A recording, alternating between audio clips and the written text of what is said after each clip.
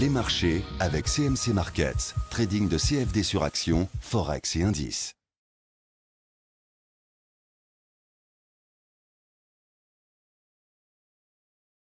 Bonjour, je vous présente aujourd'hui la mise à jour de l'analyse technique du Nasdaq en unité de temps hebdomadaire. Le Nasdaq est tradable à partir de la plateforme de CMC Markets. On commence par une analyse de type DO pour voir que, à cet égard, il n'y a aucun doute, la tendance demeure très fortement haussière et elle va le rester encore tant que l'on se maintiendra au-dessus des 3700. Autrement dit, vous voyez, on peut baisser encore beaucoup sans remettre en cause cette tendance haussière. Pourquoi? Parce que regardez, tout se décide au niveau de la succession de pics et de creux. Comme vous pouvez le voir, depuis maintenant de nombreux mois, les pics sont ascendants et les creux sont ascendants.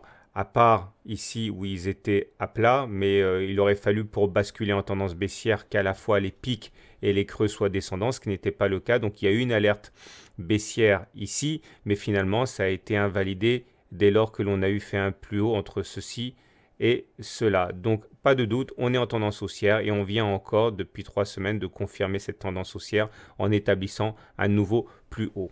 On basculera en tendance baissière lorsque les pics et les creux seront devenus descendants. Vous voyez qu'il y a encore énormément de marge de manœuvre avant de basculer en tendance négative. Donc on enchaîne avec une analyse graphique pour voir que là aussi c'est très haussier.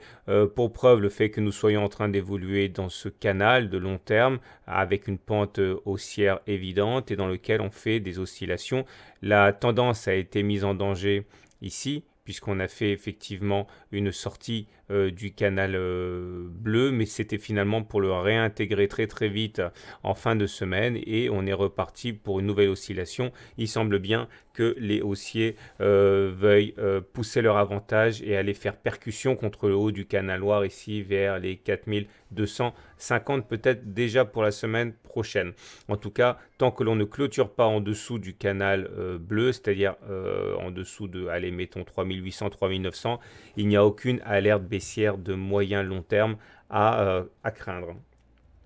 On enchaîne avec l'analyse purement technique du Nasdaq 100 et là on constate que les choses sont un petit peu plus complexes. Certes, les éléments sont globalement positifs. Regardez sur le MACD, on vient d'assister cette semaine à un croisement de signal.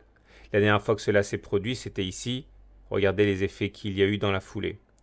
Le stochastique également, il est au-dessus de son signal, il est au-dessus de 80, donc il est dans la zone de surachat. C'est une zone où normalement il est très dangereux, voire inconscient de commencer à spéculer à la baisse tant la force haussière est évidente. Là aussi on a croisé le signal au début du mois d'octobre et ce qui se passe en fait depuis 4 semaines est le résultat de ce croisement. Regardez, ça s'est produit ici la dernière fois et on a eu également une hausse. Enfin, sur le momentum, on est positif. Donc là aussi, depuis qu'on a eu passé la zone des zéros, eh bien, on a enchaîné quand même des semaines assez favorables aux haussiers. Regardez, ça s'est produit ici l'avant-dernière fois. Donc, ce sont des signes qui généralement ne trompent pas. Donc là aussi, la tendance est haussière. Il n'y a pas de doute. Néanmoins, on remarquera qu'il y a une double divergence baissière. Regardez, pendant que le Nasdaq fait des plus hauts, on ne retrouve pas ces plus hauts ni sur le MACD, ni sur le momentum. Et ça ne veut pas dire que ça va baisser, mais ça veut dire que si les cours commencent à consolider, eh bien la consolidation devrait être quand même assez prononcée, puisqu'effectivement les indicateurs nous préviennent que la tendance en cours est peut-être un petit peu exagérée. En tout cas, après une semaine d'indétermination ici avec le doji qui a été créé la semaine dernière, eh bien les haussiers ont mis tout le monde d'accord avec une belle semaine où on clôture sur les plus hauts de la semaine. Donc ça, c'est un signal de force également. On remarquera quand même qu'on est au contact d'un canal de court terme bleu ici, un petit peu moins pentu que le canal qu'on a vu précédemment. Et ça devrait également poser quelques petits problèmes en semaine aux haussiers.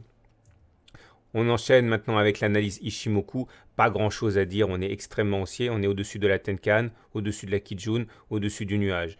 La Chikou a les coups des franges pour progresser, donc rien à dire. Tant que l'on ne casse pas le nuage, on est en tendance haussière. Et nous avons nos sentinelles qui contrôlent la baisse, la Tenkan, la Kijun. Vous voyez que chaque fois qu'il y a eu des attaques, soit la Tenkan, soit la Kijun a stoppé les assauts baissiers. Donc vous voyez, on n'a même pas eu le temps de solliciter le nuage pour mettre en cause et en danger la tendance haussière. Donc à ce niveau-ci, confirmation du système Ishimoku.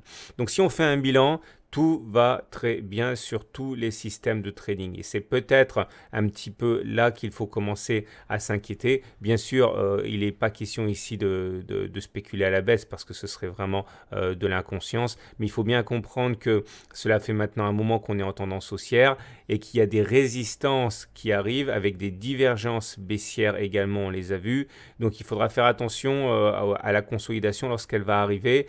Le fait que nous ayons des divergences baissières va apporter du crédit aux baissiers qui voudront attaquer et enfoncer le clou si jamais le Nasdaq trépigne au contact des résistances qu'on a vues. Donc c'est haussier, mais contrôlez bien les réactions des intervenants au contact des résistances que l'on a vues précédemment. Bonne journée, bon trade et à très bientôt pour une mise à jour.